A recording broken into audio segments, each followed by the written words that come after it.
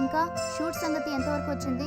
అదే పూజకు ఫోన్ చేసి చెప్పాను, తను ఇక్కడ రమ్మన్నాను, డిస్కస్ చేయాలని చెప్పాను తనకి. Great. Hello sir, good morning.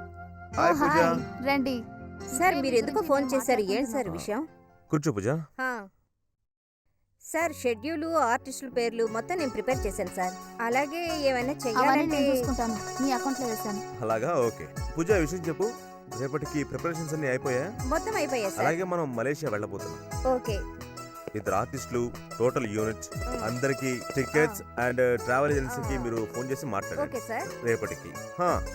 నాకు నా బెబోకి టికెట్స్ మీరు ఎలా చేయండి. ఓకే బేబీ, నేను ఆల్రెడీ టికెట్ వేసేసాను, చూడు. Okay, I love you. Pooja, మనం పొద్దున్న 8 o'clock ఎయిర్పోర్ట్ కి చేరుకోవాలి. అక్కడికి ఎయిర్పోర్ట్ కి వెళ్ళిన తర్వాత అక్కడికి ఎవరు లేట్ గా రాకూడదు, సరేనా? అలాగే సార్, ఎవరు లేట్ గా రాకుండా నేను చూసుకుంటాను.